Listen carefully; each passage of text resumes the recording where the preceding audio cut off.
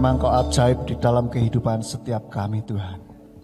Engkau adalah Tuhan kami yang luar biasa, Tuhan yang mengasihi setiap umat-umatnya, Tuhan yang hidup, yang peduli kepada kami umat-umatnya. Terima kasih Tuhan kami menjadi milik-Mu, terima kasih kami dipilih oleh Engkau untuk menjadi umat-umat-Mu. Kami bangga menjadi umat-Mu ya Bapa. Terima kasih Tuhan pada sore hari ini Tuhan sudah mengumpulkan kami di tempat ini untuk kami boleh kembali memuji memuliakan nama-Mu. Untuk kami boleh mengawali sabat kami ini dengan duduk di bawah kaki-Mu, memuji memuliakan nama-Mu. Dan tiba saatnya untuk kami boleh mendengarkan sebagian dari firman-Mu. Biarlah Tuhan urapi hamba-Mu dan urapi setiap kami yang mendengarkan firman-Mu dengan urapan yang dari Engkau. Sehingga kami boleh mengerti, memahami apa yang Engkau firmankan melalui hamba-Mu ya Bapa. Dan sembunyikan hamba-Mu di balik kemuliaan nama-Mu, biar hanya nama Bapa Yahweh saja yang ditinggikan dan dimuliakan. Terima kasih Tuhan, dan kami siap untuk mendengarkan firman-Mu. Oke, baik sekali lagi, shalom Bapak Ibu Saudara. Haleluya, sahabat shalom bagi kita semuanya. Bapak Ibu Saudara, pada saat ini saya akan menyampaikan firman yang berjudul diam-diam menghanyutkan. Ya. Apa maksudnya diam-diam menghanyutkan? Nanti kita akan belajar bersama-sama. Nah, sebelum kita membuka ayat firman Tuhan, kita lihat ada seringkali kita mendengar peribahasa ya, air beriak tanda tak dalam. Ya. Lalu apa? Air yang tenang menghanyutkan. Saudara tahu apa artinya? Tahu? Siapa yang tahu? Enggak ada yang tahu? Siapa yang enggak tahu artinya angkat tangan? Ditanya, tahu enggak? Diam aja. Ditanya, siapa yang enggak tahu? Diam aja. Terus bagaimana? Saya juga bingung. Ada yang tahu? Ya? Ya, orang yang banyak bicara sebenarnya kosong. Ya, boleh juga. Ada punya pendapat yang lain? Sama, idem. Ya. Berarti orang yang diam bisa ada apa-apanya, begitu ya? Iya. Seringkali begitu ya. Jadi orang yang banyak pola, banyak bicara, seringkali memang kena orang Jawa bilang yo gitu ya, kemelinti. Apa bahasa Indonesia kemelinti itu? Sok pinter, ya biasanya, tetapi tidak selalu ya. Dan air yang tenang itu menghanyutkan. Bisa saja orang yang diem, tetapi ini luar biasa ini, gitu kan? Tidak menunjukkan sesuatu yang tidak pamer lah ya, gitu ya. Nah, saya ingat kalau dulu Dedi kalau sering cerita orang yang di dunia persilatan itu dulu kan Dedi ini ya suka belajar silat gitu ya, belajar bela diri. Biasanya katanya kalau masih sabuknya masih putih ya, masih sabuk pertama itu kemelinti. Padahal baru belajar ya dasar banget gitu kan, kemelinti. Tetapi kalau sudah sabuknya hitam, sudah tinggi sekali, itu biasanya digarai. Ya, kalau orang Surabaya bilang digarai, kalau di sini apa? Dibuat gara-gara, dicari gara-gara ya, atau dikerjain. Tenang saja, dia tidak akan reaktif ya. Dia tidak akan mudah tersulut emosinya.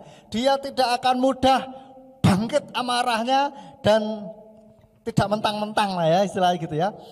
Dia ngerti bahwa ilmunya ini cukup tinggi gitu, dan buat apa ngurusi yang remeh-temeh gitu ya kan. Nah, seperti ini juga kalau kita, saudara, kalau kita ngerti sebetulnya kita punya kekuatan, kita tuh juga enggak kemelinti harusnya ya. Ada juga peribahasa yang lain padi semakin berisi semakin merunduk. Nah, sadarkah kita Bapak Ibu Saudara, sebetulnya kita ini juga mempunyai kekuatan yang luar biasa, punya sesuatu yang luar biasa. Ya.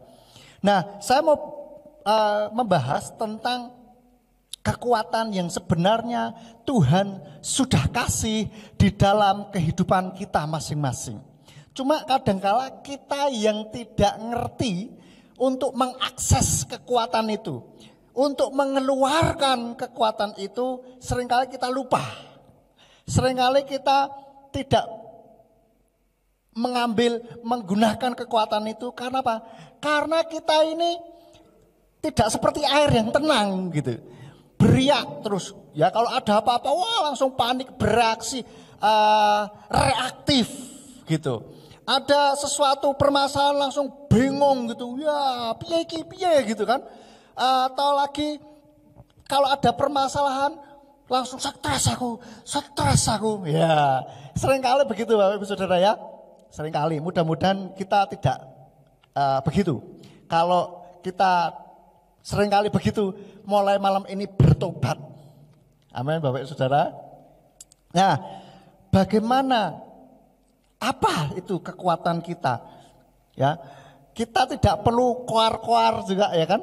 Wah, saya punya kekuatan juga tidak perlu. Ya, tapi diam-diam saja, tetapi kita punya kekuatan yang luar biasa. Amin. Amin. Ya, cuma satu orang tadi saya dengar. Saudara, oke, yuk kita buka di dalam Yesaya 30 ayatnya yang ke-15. Yesaya 30 ayatnya yang ke-15. Yesaya 30 ayat 15 di sana dikatakan, sebab demikianlah Tuhan Yahweh yang Maha Kudus Israel berfirman, dalam pertobatan dan ketenangan kamu akan diselamatkan. Dalam keheningan dan mempercayakan diri akan ada kekuatanmu. Namun kamu tidak mengingininya. Bapak Ibu Saudara, saya mau garis bawahi tentang dalam keheningan dan mempercayakan diri ada kekuatanmu. Jadi di sini ada dua kunci. Kalau ngomong-ngomong tentang kekuatan, ya, ada dua kunci, yaitu apa saudara? Di dalam ayat ini yaitu apa? Hening dan mempercayakan diri. Tentu saja kepada Tuhan, bukan pada diri sendiri. Percaya pada diri sendiri, tidak. Tentu saja mempercayakan diri pada Elohim, pada Tuhan.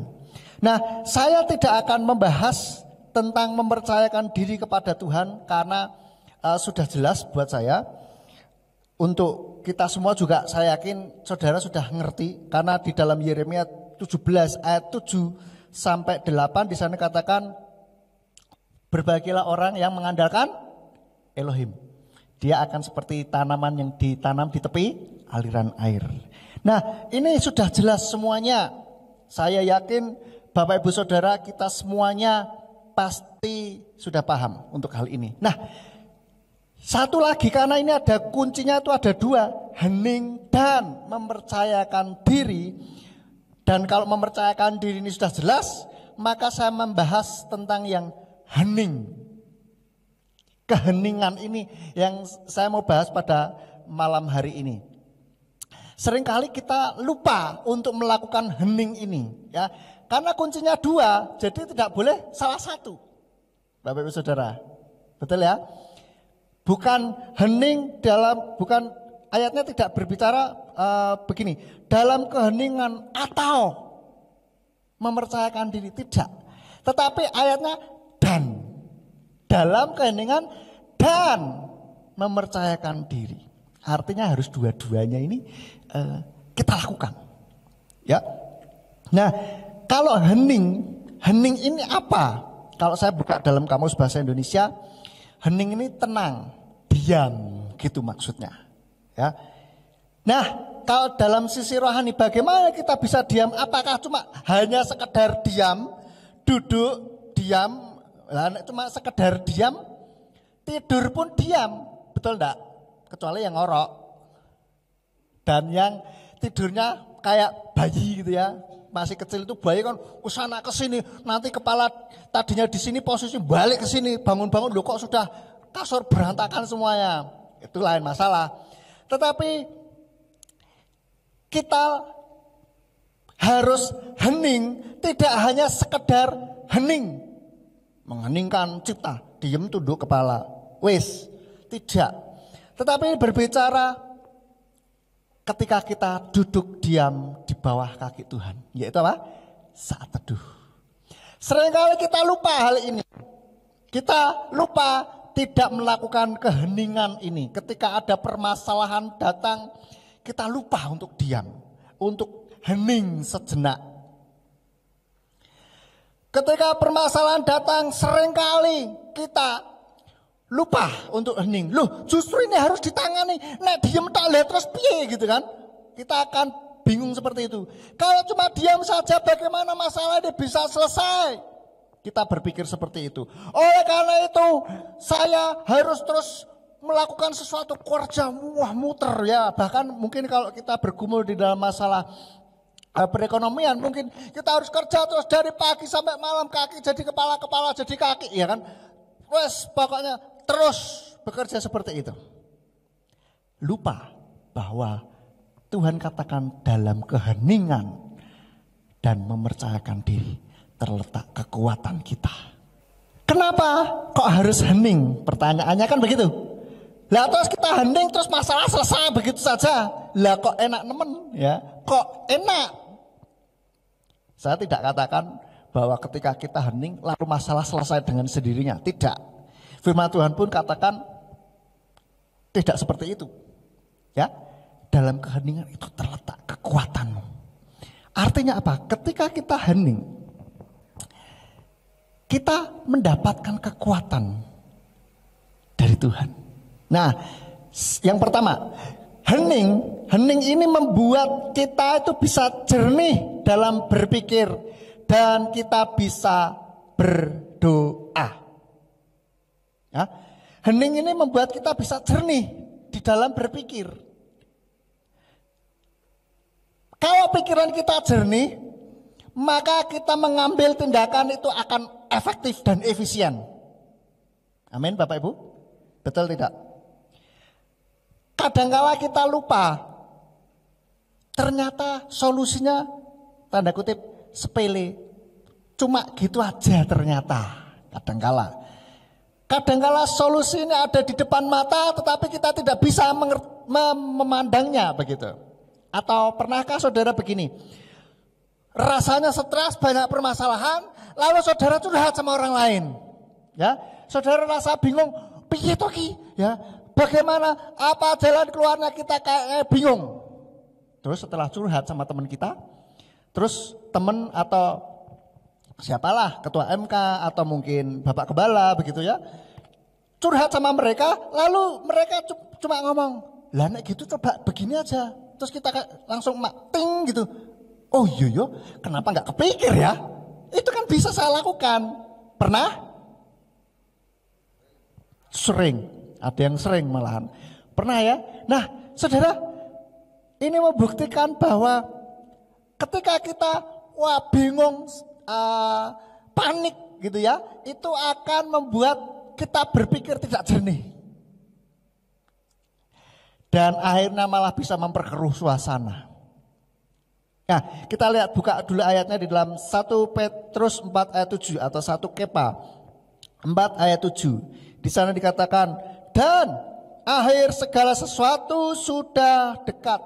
Karena itu hendaklah kamu jernih dalam berpikir dan hendaklah kamu berjaga-jaga dalam doa. Di sini katakan kesudahan segala sesuatu, ya, akhir segala sesuatu ini sudah dekat. Hendaklah kamu jernih dalam berpikir. Kalau di dalam Amplified dikatakan, the end and culmination of all things is near. Therefore, be sound-minded and self-controlled for the purpose of prayer. Di sini dijelaskan apa maksudnya. Staying balanced and focus on the things of God so that your communication will be clear, reasonable, specific, and pleasing to Him. Artinya di sini katakan be sound minded. Sound minded itu apa? Saya cari di situ dikatakan to be mentally calm. Secara mental itu tenang. Dan di sini and self confident in your action. Dan dalam tindakan kita ini yakin gitu, tidak ragu-ragu. Jadi di sini dikatakan therefore maka be sound minded and self controlled. Artinya secara mental itu harus tenang dulu gitu. Jadilah tenang secara mental. Kalau ngomongin mental, ini ngomongin tentang pikiran kita, saudara. Ya, harus pikiran kita ini tenang dulu, ya, sehingga kita bisa berpikir jernih. Di sini penjelasan dari Amplified dikatakan, and self-control for the purpose of prayer, untuk tujuan berdoa. Artinya supaya kita ini tenang dulu pikiran kita, maka kita bisa berdoa. Nah, berdoa di sini dijelaskan lagi di dalam Amplified, staying balance, tetap seimbang dan fokus kepada hal-hal yang dari Tuhan, sehingga komunikasimu, ya, your communication will be clear, sehingga komunikasimu itu lancar gitu loh, clear, jelas, reasonable, masuk akal gitu. Maksudnya tidak ngawur gitu ya, spesifik, jelas gitu, dan pleasing to Him, menyenangkan hati Tuhan. Ternyata saudara, ketika kita pikiran tenang, semuanya itu bisa terlihat dengan jernih, dengan baik, dan membuat kita ini ketika berdoa ini hendak kayak orang panik gitu loh. Jelas dalam kita berdoa, berkomunikasi kepada Tuhan. Seringkali saya contohkan ketika kita sama seperti kita kalau membuat teh, bukan teh celup, tetapi teh pakai daun, ya. Saya kalau pernah ke rumah seseorang disuguhi teh daun, ya, enggak pakai teh celup gitu. Nah, itu daun tehnya itu tidak disaring, otomatis di dalam gelas itu banyak daun tehnya. Nah, lah kalau habis barusan disuguhkan itu pasti daun tehnya itu masih bertebangan di dalam gelas, betul ya? Maka bisa diminum tidak? Nggak bisa. Bagaimana caranya? Diemin dulu. Ya kalau dikasih sendok, disendokin dulu, dikeluarin, dilepek bisa. Tapi kalau tidak ada sendok, diemin aja dulu. Nanti dia akan mengendap. Sehingga jernih dan kita bisa meminum. Kita juga kalau bikin kopi, juga demikian. Kopi yang bubuk, yang bukan instan. Kan pasti diendapkan dulu. Ada saudara yang minum langsung dengan bubuknya masuk diupluk-upluk langsung diminum gitu. Ya mungkin ada ya. Nah, minum jamu juga demikian. Diendapkan dulu supaya mengendap baru bisa diminum. Supaya apa? Tidak merusak ginjal. Gitu. Nah, demikian pula juga pikiran kita ini perlu diendapkan dulu, saudara. Ketika permasalahan datang di dalam kehidupan kita, jangan terus panik, reaktif. Ada ini langsung wah, ada ini wah, langsung jadi reaktif itu ya. Tanpa berpikir langsung bereaksi gitu loh. Langsung marah mungkin biasanya karena ada sesuatu yang wah langsung marah-marah gak karuan. Nah, harus tenang dulu. Ya, endapkan pemikiran kita dulu. Mungkin kalau ada begitu dengar permasalahan, wah, loh kok gini, piye iki? Saat itu pikiran kita tuh kayak gelas yang isinya daun teh itu loh, itu masih mubal semua gitu kalau orang Jawa bilang, masih beterbangan semuanya. Nah itu diendapkan dulu, biar kita bisa jernih dalam melihat permasalahan kita. Inilah pentingnya hening, duduk diam di bawah kaki Tuhan saat teduh, saudara. Jadi saat teduh ini kita juga ada waktu untuk duduk diam, diem tak wes gitu. Ya otomatis pikiran kita kepada Tuhan ya. Tuhan terima kasih. Gitu, saudara. Duduk diam, nggak ngelamun dan tidak mengosongkan pikiran, beda ya. Duduk diam itu seperti itu. Maka kita akan bisa melihat segala sesuatunya dengan lebih jernih. Permasalahan mungkin pada saat itu tidak akan langsung beres, tetapi yang beres adalah hati dan pikiran kita. Permasalahan tidak berubah atau belum berubah pada saat itu, tetapi yang berubah adalah hati dan pikiran kita. Dan ketika hati dan pikiran kita berubah, maka dalam menghadapi permasalahan pun kita akan lebih baik. Dan permasalahan akhirnya akan berubah, akan selesai. Ya bukan selesai dengan sendirinya, tetapi kita bisa ngerti apa yang harus kita lakukan. Gitu loh. Dan yang kedua, kenapa kok harus hening? Yang kedua yaitu saat hening, maka kita ini terhubung dengan yang Maha Kuasa, yaitu Bapa Yahweh sendiri. Ketika kita duduk diam di bawah kaki Tuhan, kita tuh terhubung. Ibarat HP itu dicas ke listrik, ke sumber listrik. Nah ketika kita duduk diam itu kita juga kayak dicas gitu. Terhubung ke yang Maha Kuat, yang Maha Kuasa. Ya, roh kita ini terhubung. Artinya juga memberi kesempatan kepada Roh Kudus untuk bisa berbicara kepada kita. Jadi saudara, kalau saudara saat ini ada permasalahan, jangan panik. Duduklah diam di bawah kaki Tuhan. Tenangkan pikiran kita. Kalau orang Jawa bilang tenang no pikirmu. Ya, tenangkan dulu pikiran kita. Jangan langsung bereaksi, oh harus begini, harus gitu. Sudah tenang dulu, tenang.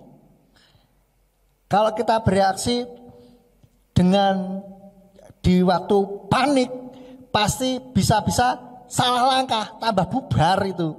Tambah berantakan permasalahan. Bisa saja.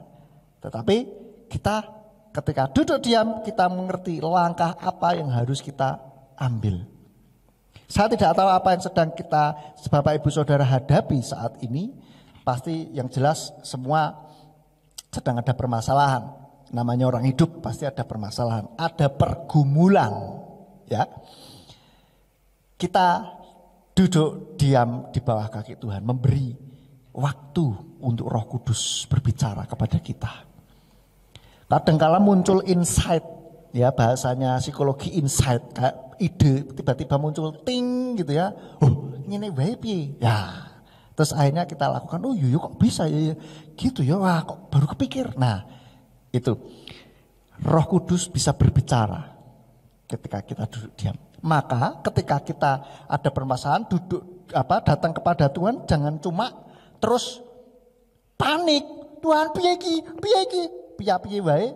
Duduk diam dulu. Lah nek kita piye Tuhan lek ngomong piye? Ndak akan kita bisa dengar karena kita harus sibuk di pikiran kita piye gitu loh. Diam dulu. Berikan kesempatan Roh Kudus berbicara. Gitu loh. Seperti kita lihat di dalam 1 Raja-Raja 19 ayatnya yang ke-12. 1 Raja-Raja 19 ayatnya yang ke-12, di sana dikatakan, dan sesudah gempa itu datanglah api, tetapi tidak ada Yahweh dalam api itu. Dan sesudah api datanglah bisikan yang lembut. Ini kisah tentang Nabi Elia yang mengalami ketakutan dan kelelahan secara mental setelah membunuh nabi-nabi Baal. Sebetulnya Nabi Elia ini pada saat itu sudah mengalami kemenangan besar. Ingat saudara kisahnya ketika nabi-nabi Baal ditantang sama Nabi Elia. Oke, sekarang kita adu kekuatan Tuhan kita, buktikan, ya kan? Adu kekuatan sesembahan kita. Siapa yang bisa menurunkan api dari langit? Dialah Elohim yang benar. Dialah Tuhan yang benar. Ya, ingat ya. Maka kasih korban bakaran di situ. Sudah dipotong, sudah disiapkan di kayu bakaran, di mezbah gitu ya. Wah, oke. Dipur. Ya. Si Nabi Elia. Oke, kamu duluan dah. Nanti aku tak terakhir. Ya.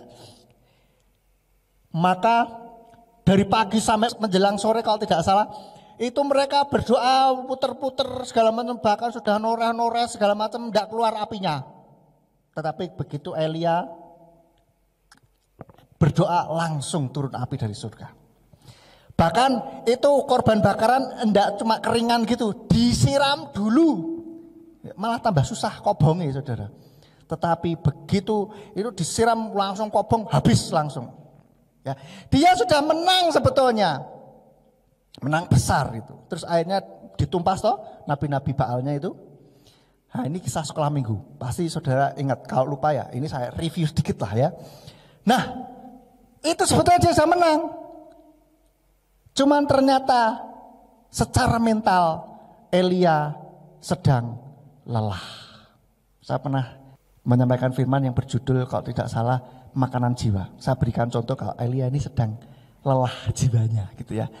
Saudara, hanya dengan diancam oleh Ratu Isabel, dia langsung ciut, langsung wes lah Tuhan, aku tak mati wae. Lawang dia sudah membunuh berapa ratus nabi Baal? 450 nabi Baal. Saya yakin itu lanang kabeh saudara ya. Lah itu bisa dia kalahkan. Lah kok diantem sama satu cewek kok ya langsung ciut, sudah merasa Tuhan aku tak mati wae. Kalau saudara baca ayat sebelumnya si Nabi Elia begitu. Dan akhirnya Tuhan memberikan kekuatan kepada Nabi Elia. Dan Tuhan berbisik melalui sesuatu yang lembut. Tuhan kalau berbicara tidak harus sesuatu yang spektakuler, yang menggelegar gitu kan. Petir, guntur, waduh, dar gitu, tidak harus. Seringkali Tuhan Roh Kudus berbicara di dalam suara yang sangat lembut di dalam hati kita. Tidak harus audible ya, tetapi ada suatu kayak bisikan lembut di dalam hati. Dengarkan itu. Lah bagaimana kita bisa mendengar yang lembut? Nah kitanya bising. Kalau kitanya tidak bisa tenang.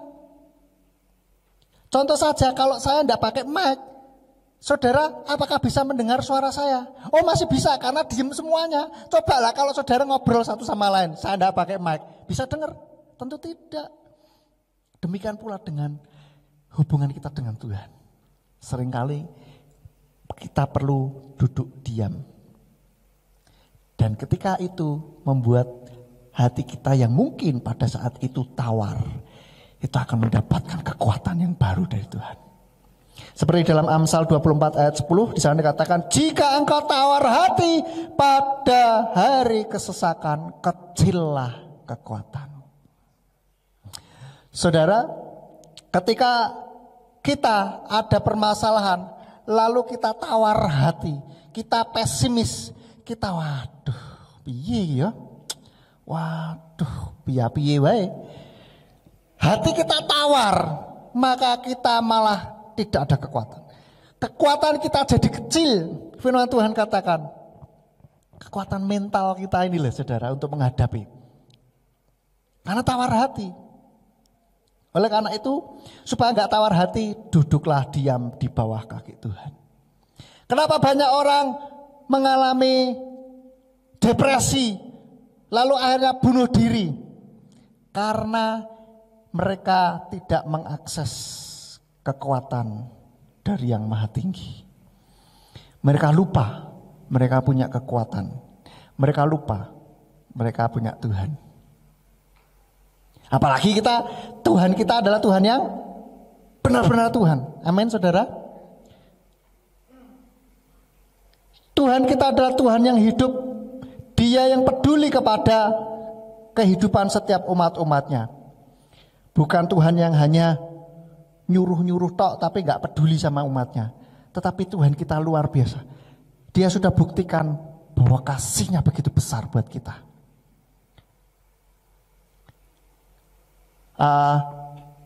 Untuk menyelamatkan kita dari maut saja Tuhan rela menjadi manusia, mencurahkan darahnya bagi setiap kita. Kurang apa saudara? Seringkali kita lupa saja kita sudah diberikan kekuatan oleh Tuhan. Dan Tuhan sendiri yang maha kuat, siap membantu kita ketika kita menghadapi persoalan di dalam kehidupan kita. Oleh karena itu, mulai sekarang mari kita jangan lupa lagi kepada Tuhan. Kita mungkin percaya, percaya, tetapi tidak ada tindakan yang real gitu. Dengan kita takut, dengan kita khawatir, itu saja kita secara tidak langsung meragukan kuasa Tuhan buat kita. Dengan kita takut, dengan kita khawatir, dengan kita bimbang, itu secara tidak langsung kita pun meragukan kuasa dari Bapa Yahweh. Oleh karena itu Bapak Ibu Saudara, mari kita perbanyak duduk diam di bawah kaki Tuhan. Keheningan kita ini perbanyak. Lah minimal berapa menit, berapa jam, tidak ada patokan khusus. Tetapi yang jelas kita perlu duduk diam. Semakin berat permasalahan, semakin banyak kita perlu duduk diam di bawah kaki Tuhan. Loh, lah terus piye? Nek permasalahan besar duduk diam terus, akhirnya apakah masalah bisa selesai nek gitu? Sekali lagi saya ingatkan bahwa masalah tidak langsung selesai, tetapi yang jelas hati dan pikiran kita sudah diubahkan. Sehingga kita bisa menghadapi permasalahan itu dengan jauh lebih efektif. Lalu yang ketiga, kenapa kok harus hening? Saat hening ibarat kita sedang mengasah kapak atau mata kapak kita untuk memotong pohon. Ibarat kita sedang ngasah mata kapak itu supaya lebih tajam dalam memotong kayu, memotong pohon. Saya ingat perkataannya Abraham Lincoln, ya. Di sana dikatakan, if I had 6 hours to chop down a tree, I'd spend the first 4 hours sharpening the axe. Artinya,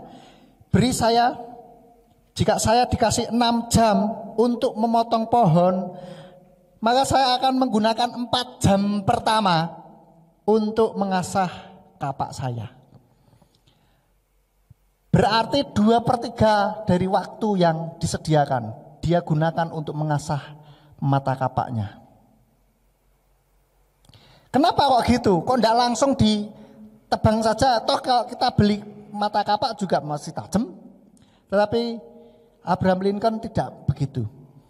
Dia berpikir kalau saya langsung motong, kapaknya jadi kurang tajam, maka tenaga saya akan enggak efektif, enggak efisien dalam memotong. Tetapi kalau mata kapak itu tajam, maka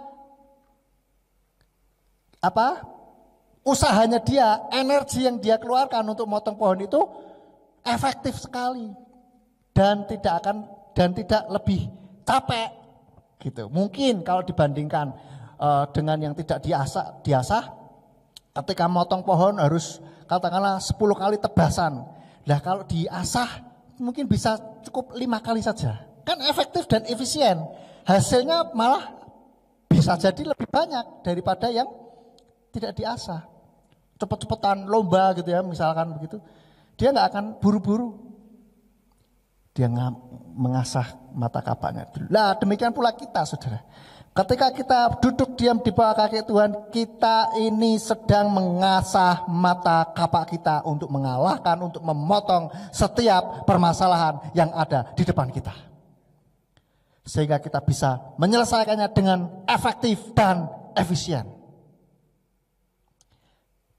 Nah, permasalahannya adalah bagaimana kita bisa mengasah kapak kita lebih lagi. Ya toh? Selain cuma duduk dia mengheningkan, tidak. Duduk dia mengheningkan cipta, bukan, mengheningkan kehidupan kita, kuasa Tuhan. Dan selain itu kita juga perlu belajar firman Tuhan. Dalam kita hening, ya, duduk diam, kita tuh selalu baca kitab suci. Seperti itu. Firman Tuhan katakan di dalam Yosua 1 ayat 8. Di sana katakan kitab Torah ini tidak boleh menjauh dari mulutmu. Dan engkau harus merenungkannya siang dan malam. Agar engkau dapat berhati-hati bertindak menurut seluruh apa yang tertulis di dalamnya. Dengan demikian engkau dapat membuat jalanmu berhasil. Dan kemudian engkau dapat bertindak bijaksana. Sehingga, dapat bertindak bijaksana sampai di situ. Nah, saudara, di sana kalau di dalam bahasa Inggris dikatakan meditate, ya ada di dalam salah satu terjemahan meditate on God's word, memeditasikan firman Tuhan. Artinya apa? Merenungkan, mengheningkan itu juga, saudara, tenang dan mengheningkan firman Tuhan. Ya, merenungkannya siang dan malam. Ketika kita duduk diam di bawah kaki Tuhan, hening.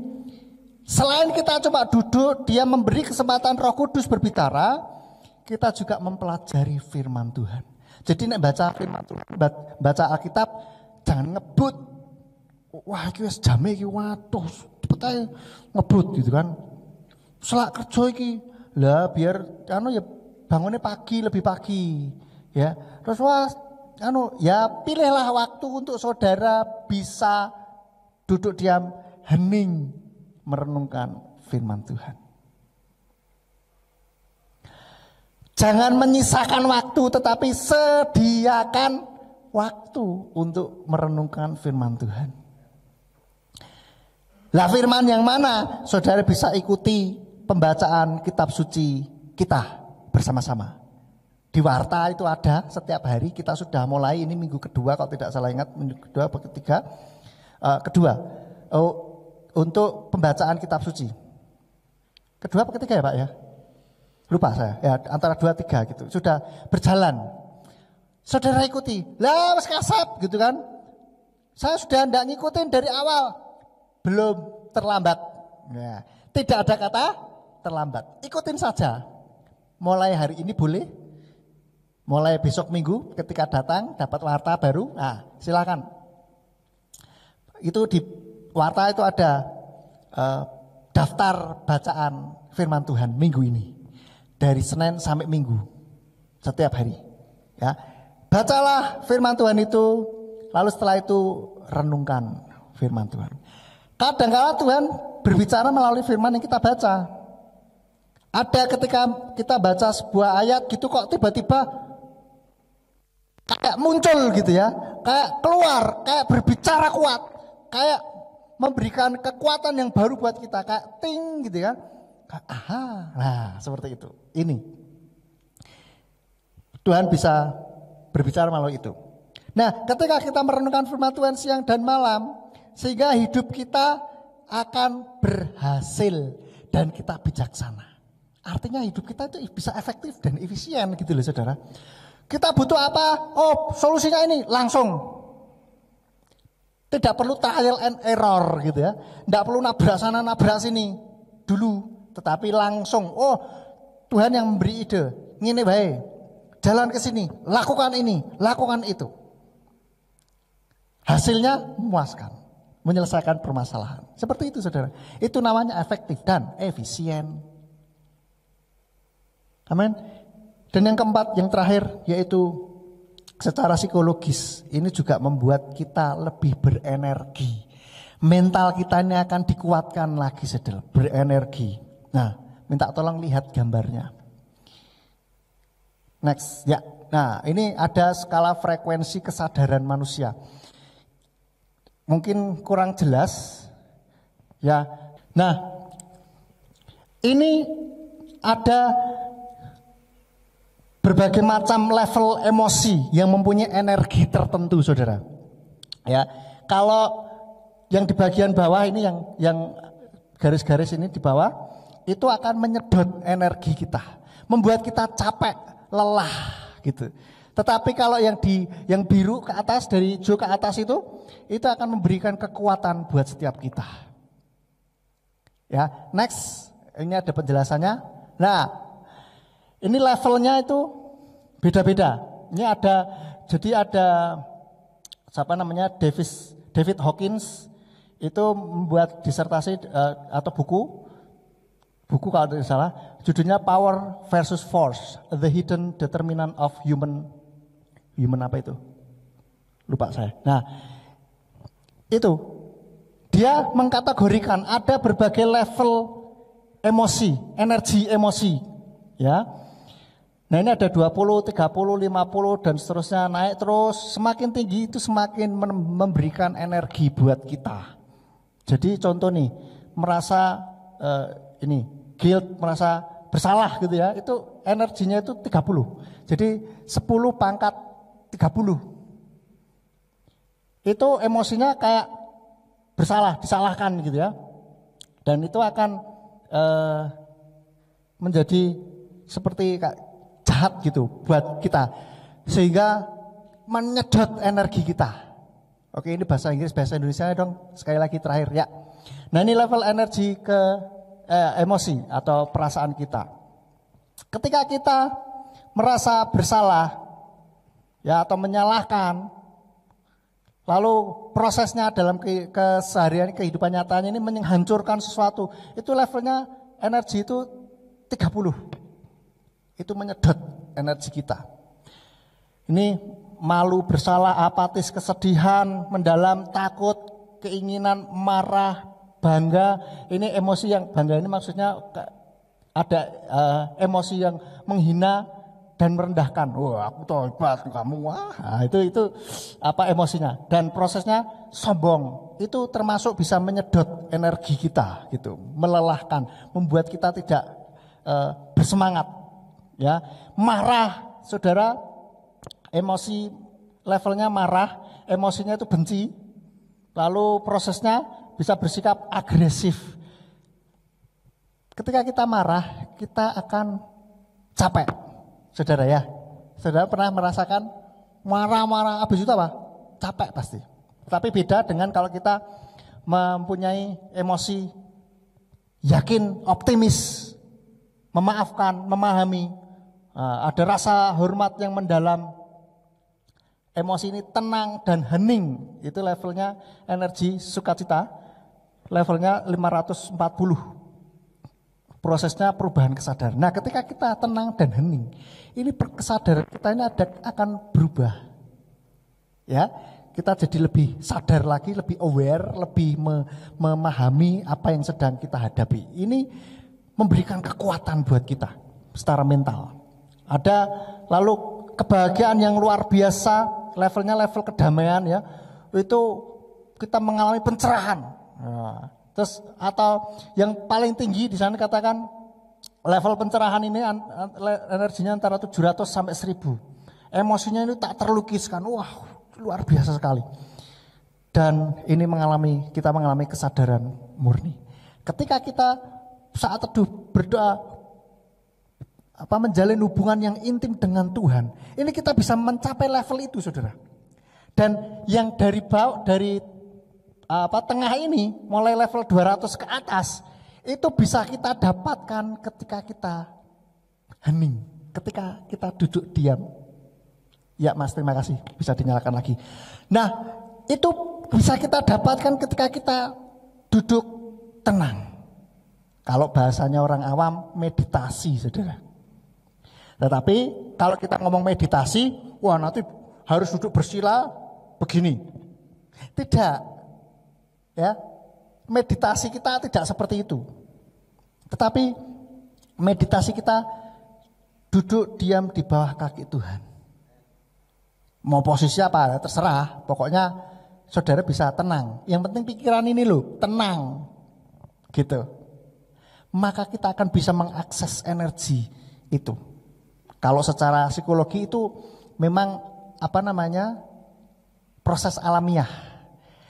Apalagi kalau kita terfokus kepada Tuhan kita yang maha kuat, itu sudah bukan sekedar proses alamiah lagi, saudara. Tetapi kita betul-betul mendapatkan kekuatan yang baru yang tidak bisa kita dapatkan seperti orang-orang yang hanya meditasi tanpa ada Tuhan di dalamnya, di dalam hati dan pikirannya. Ketika kita bisa mendapatkan itu, wow, luar biasa sekali, saudara. Saudara tidak akan pernah mengalami lelah emosi dan jiwa. Ketika saya mengalami kelemahan di dalam mental, rasanya capek gitu ya, saya paling kadang biasanya tiduran, nggak tidur, meskipun akhirnya bablas juga, tapi seringkali saya duduk diam atau berbaring gitu, pokoknya tenang saja, bersyukur, ucapkan kata-kata syukur kepada Tuhan. Tuhan terima kasih, Tuhan terima kasih, terima kasih Tuhan, merenungkan kebaikan Tuhan. Kalau ada ayat yang Tuhan ingatkan, langsung saya ingat-ingat, langsung saya perkatakan seperti itu. Dan itu akan memberikan kekuatan yang baru buat saya. Dan saya akan lebih sadar bahwa saya ini sedang apa, pikiran saya ini seperti apa. Sehingga ada pikiran-pikiran yang tidak benar, Tuhan betulkan gitu loh. Enggak gitu, jangan begitu, tapi begini-begini. Begitu, saudara. Ya.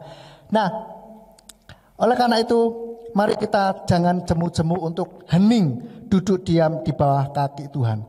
Seringlah hening dan mempercayakan diri kita kepada Tuhan dalam hidup kita sehari-hari. Sehingga hidup kita mengalami hidup yang berkemenangan. Amin buat firman Tuhan. Sebelum saya tutup, mungkin adakah yang mau bertanya? Enggak ada? Baik, kalau tidak ada, mari kita tundukkan kepala. Bapak, kami bersyukur buat firman yang sudah kami dengar pada malam hari ini. Biarlah kami boleh mulai sekarang menyediakan waktu untuk duduk diam di bawah kaki-Mu, untuk kami boleh selalu bersandar kepadamu Tuhan, dan kami selalu menjalin hubungan bersama dengan Engkau. Terima kasih Bapak Yahweh, terima kasih. Hanya di dalam nama Tuhan Yesus HaMasyiah kami sudah berdoa. Haleluya. Amin. Amin. Saya minta tolong tutup dalam doa berkat bagi kita semua. Saya tambahkan sedikit, saudara-saudara. Jadi inti dari apa yang kita dengar pada malam hari ini, itu seperti di dalam Amsal 17 ayat yang ke-22. Di sana dikatakan, hati yang gembira mengerjakan kesembuhan, tetapi semangat yang patah mengeringkan tulang. Kalau di dalam kitab berbahasa Ibrani itu terjemahannya hati yang gembira seperti obat.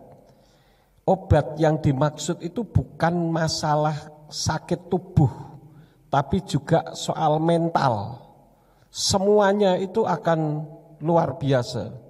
Karena itu di dalam terjemahan bahasa Inggris, Word English Bible katakan a cheerful heart Jadi hati yang selalu riang begitu ya, makes good medicine, akan membentuk, menjadikan obat yang baik. Ini luar biasa sekali. Jadi apa yang tadi level emosi itu ada indeksnya, boleh juga itu dipelajari ya. Itu luar biasa sekali dari sains psikologi. Nanti saudara bisa mengaplikasikan di dalam kehidupan kita sehingga kita memiliki satu kekuatan di dalam mengiring kepada Tuhan. Jadi tidak selalu hidupnya susah terus ya. Ini luar biasa sekali. Dan terbukti bahwa firman Elohim itu tidak pernah salah. Jadi kalau diterapkan secara sains itu tidak bertabrakan. Ya. Terima kasih untuk firman yang sudah disampaikan pada malam hari ini. Kita akan akhiri, mari kita bangkit berdiri bersama-sama. Dengan segala puji, hormat dan syukur kami naikkan kepadamu. Biarlah hati kami selalu bergembira, sehingga ketika kami duduk diam di bawah kaki Tuhan, dapat mengasah pikiran kami untuk kami mendapatkan pencerahan bagi kehidupan kami. Engkau memberkati Simeon yang telah menyampaikan isi hati Tuhan. Engkau pakai di dalam melayani pekerjaan Tuhan. Berkati masa depannya dan berkati pelayanannya, serta berkati keluarganya. Sebentar kami akan pulang. Tuhan kirim malaikat untuk menjaga melindungi kami, tibakan di rumah dengan selamat. Dan biarlah malam ini kami dapat beristirahat dengan tenang di sepanjang malam, sehingga besok kami bangun dengan tubuh yang sehat dan segar. Dan ketika kami bangun dengan tubuh yang sehat dan segar, kami melakukan aktivitas di dalam kehidupan kami. Apa saja yang diusahakan dan dikerjakan yang tidak bertentangan dengan firman Tuhan, dibuatnya oleh Tuhan berhasil. Demikian pula untuk semua yang sudah ambil bagian di dalam pelayanan pada malam ini. Engkau pakai mereka semakin hari semakin heran. Sekarang berkatilah kami karena kami siap menerima berkat daripadamu. Mari kita angkat kedua belah tangan kita untuk menerima berkat Yahweh. Yifarka Yahweh weyes mereka. Yahweh memberkati engkau dan memelihara engkau. Yair Yahweh pano oleh kawikuneka. Yahweh menyinari engkau dengan wajahnya dan memberi engkau anugerah. Yisa Yahweh pano oleh kawiyasyam leka shalom. Yahweh menghadapkan wajahnya kepadamu dan memberi engkau damai sejahtera. Diberkatilah engkau di kota dan diberkatilah engkau di ladang. Diberkatilah buah kandunganmu, hasil bumimu dan hasil ternakmu, yakni anak lembu sapimu dan kandungan kambing dombamu. Diberkatilah bakulmu dan tempat adonanmu. Diberkatilah engkau pada waktu masuk dan diberkatilah engkau pada waktu keluar. Sekarang pulanglah dan terimalah berkat. Kasih Bapa Yahweh Sang Pencipta, kasih karunia Adonai Yeshua HaMashiach Sang Pembeli jiwa, dan Ruach HaKodes menyertai saudara sekalian sampai Maranatha. Adonai Yeshua HaMashiach datang kembali untuk yang kedua kali dan mengangkat kita semua. Haleluya, semua yang percaya katakan amin. Selamat malam, sahabat shalom, Bapak Yahweh memberkati.